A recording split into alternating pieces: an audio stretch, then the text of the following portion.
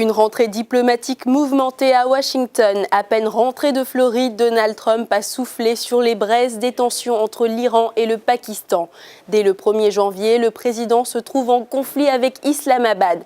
Ce nouveau revers arrive après plusieurs semaines de tensions entre les deux pays et soulève beaucoup d'interrogations sur un changement de stratégie à venir de la part des Américains dans la région. Des slogans américains et des drapeaux anti-américains en feu dans la ville de Karachi, au sud du pays. Les Pakistanais n'ont pas tardé à réagir au tweet de Donald Trump accusant le gouvernement de mensonges et de tromperies et d'abriter des terroristes. Il s'agit vraiment de notre effort pour communiquer clairement avec le Pakistan. Notre relation ne peut plus supporter le poids des contradictions et nous devons vraiment commencer à travailler ensemble maintenant pour stabiliser l'Afghanistan de manière à ce que ce soit bénéfique pour le Pakistan. Ce n'est pas nouveau, les États-Unis ont longtemps accusé le Pakistan d'abriter des terroristes qui mènent des attaques contre les troupes américaines en Afghanistan. L'administration retient 255 millions de dollars d'aide au Pakistan et c'est là pour des raisons évidentes. Le Pakistan joue un double jeu depuis des années. Parfois, il travaille avec nous, mais il héberge aussi les terroristes qui attaquent nos troupes en Afghanistan. Ce n'est pas acceptable pour cette administration. Mardi, le Pakistan a convoqué l'ambassadeur des États-Unis pour se plaindre des tweets de Donald Trump, des tweets incompréhensibles, dit Islamabad. Par ailleurs, sur un autre front, celui de l'Iran, le président américain a dénoncé le régime brutal et corrompu au pouvoir à Téhéran, au 6e jour d'un mouvement de contestation marqué par des violences.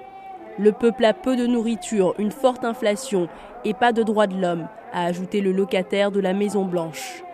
L'ambassadeur des États-Unis aux Nations Unies, Nikki Haley, a déclaré de son côté que le monde ne devait pas rester silencieux face aux protestations politiques contre le gouvernement iranien et qu'il devait aider à amplifier la voix des manifestants.